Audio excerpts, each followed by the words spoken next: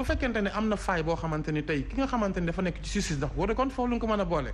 moom ñëwul pour mën ñu indi revoir de règlement pour mën séparer pour jébbal ko ensemble ñu mën ko wote kooku après war nañoo xoolaat nag kenn ku nekk sa bopp. li nga xam moom nga wax ci affaire passeport yi passeport defarul boppam ensemble sant aussi defarul passeport yi nga xamante ñu ngi koy tudd ci affaire trafic de passeport diplomatique nañ jàpp ni dañuy tàmbali wax ban année lañ ko tàmbali def loolu moo jar laaj. yan ministre ñoo ko doon def ak fan la jaaroon te boo xoolee ci décret bu bees bi Macky Sall kese moo am sañ-sañu joxe passeport diplomatique moom kese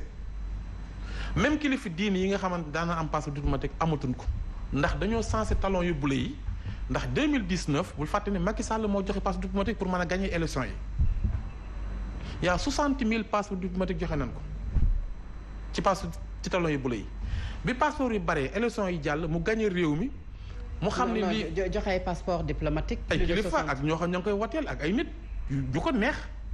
day maye. maanaam joxe yaa ma neex. joxe yaa ma neex ndax imagine tey yow nga ne fi mu la mën a jox rek misaal mooy téeméeri sénateur moo amoon ensemble Sénégal sénateur Macky Sall ñëw tas Sénat nangu seeni passeport bi élection 2019 joxe téeméeri sénateur yëpp Macky Sall jox na leen passeport diplomatique. ah oui sama papa ci la bokkoon pour neexal leen. ci ñi bénéficié wu ci passeport diplomatique wala ci la bénéficié jamono yooyu waaw. parce que sama papa kilifa diine la mais moom bu mu nekkee député am na passeport diplomatique mais bu mu nekkee Sénat bi Sénat jeexee dañoo nangu seen i passeport mais bi Macky Sall toogee dafa wax ni sénateur yi nga xam ñoo fi nekkoon nekk ancien sénateur te jàpp ne mën naa am si ñoom ay baat nan leen defal ñoom ñëpp passeport diplomatique ban koy defal fa la ma fekk maa ngi affaire transfert jël sama passeport diplomatique parce que man député la mu lay wax ne la kon joxe leen bi daf ko defoon pour campagne pour gagner bi mu gagner après mu def décret pour ni léegi dafay def ay talons yu bees muy talons yu xonq yi talons yu xonq bi ñu ko defee léegi parce que mi ngi def si 27 et 28 000 passeports diplomatiques defareegul nan ko xaw ma nag scandale bi fan la jógee mais li ma wër mooy comme mi ngi ci loxol yoon ñu ngi def ay enquête en tout cas yoon na dox ba mu sës. ndax jàpp naa ni suñu sécurité bi nga xamante ne ñoo ko moom nga xamante ni tey passeport diplomatique ni ñu ko war a jox mooy ñoo xam dañuy war a dox ci li nga xamante ne mooy soxlay askan wi muy mu gaaw. muy kilifa diine muy ministre muy def muy ko mën doon heure boo demee ba ñëw man li ma jàpp mooy dañoo war a joxe passeport yoo xamante ni heure boo demee ba ñëw ñu téye ko. booy génn ñu joxewaat ko. loolu mooy li nga xam mooy yoon. jabari député yi nga xamante ni man ci laay bokk man mi amuñu waruñu am sañ-sañu am ay passeport diplomatique. jabaru ministre noonu doom yi noonu c'est-à-dire dafa am loo xamante ni tant que maanaam dindiwuñ ko ci réew mi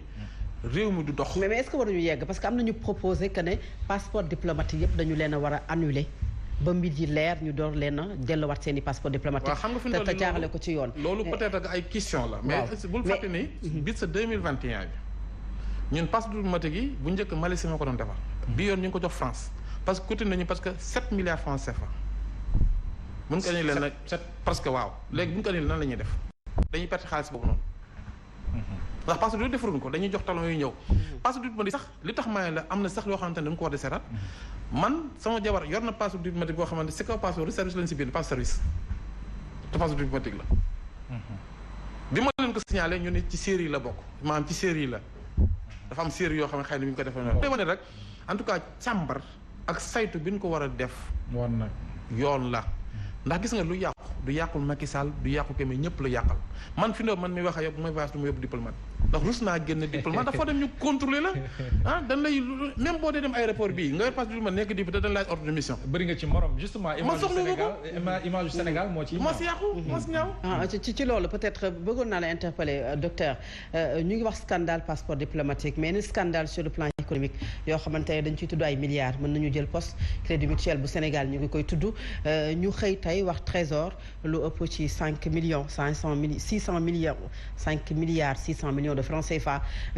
ci njuuj njaaj goo xam ne am na fi lan la mën a jural suñu koom su fekkee ñu ngi tudd yooyu scandale des centaines de millions de francs CFA. loolu en fait day traduire rek le fait que sur le plan de la corruption ñun on est toujours dans la zone rouge Sénégal ci dëkk yi corruption gën a élevé ci la bokk zone rouge boobu ba léegi génnuñu ci et donc bu ñu xëyee ñu ne am na ay scandale financier yu touché ay institutions publiques à hauteur de milliards loolu day tax suñu partenaires yi duñu am confiance pour ñëw si suñu dëkk et loolu aussi day tax day am fossé buy gën a yaatu entre ñi nga xamante ne ñoo yore réew mi ak population yi ndax confiance bi day wàññeeku ndax réew mi buñ ko dénkee nit c'est pour que mu préserver patrimoine bi ñoŋal ko ba askan bi yëpp mën ci jariñu mais bu fekkee ne que dañ ko yore ci conditions yi nga xamante ne ñi nekk ci nguur gi dañuy jël alalu réew mi di ko pasare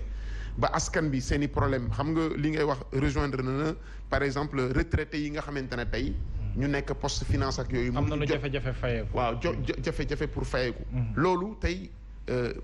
nekk na problème ba nga xamante ne dañ ko war a résoudre de manière urgente mënatul xaar ndax ñu liggéey pendant 30 ans 35 ans dugal seen cotisation yi ci ay institutions. ñu dem ba ñu nit moo ko détourné wala un groupe de personnes ñoo ko détourné. loolu je crois que justice dafa war a saisir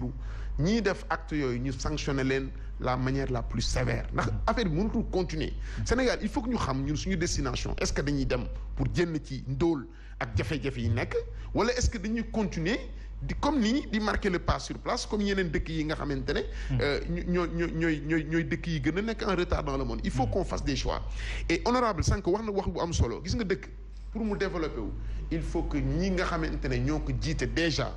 ñoom ñoo war a njëkk a respecter les lois et des règlements. gis nga dëkk tant que nit ñi respecté wu ñu règle respecté wu ñu règlement wu dëkk bi respecté wu ñu constitution dëkk bi dëkk boobu vitrine extérieure am du baax. et paradoxalement ñoom ñoo ñuy woo ci xeexum corruption comme ni nga ko waxee. paradoxalement ñoom également ñoom la ñuy dégg ci xeetuk détournement. loolu wala ci ay entreprises yi nga xam ne ñoom ñoo ko jiite. waaw xam nga loolu xam nga sur le principe wax nii rek. yomb na mais problème bi mooy les gens vous attendent sur les actes. jëf bi. xam nga bu ñu ne Sénégal am na scandale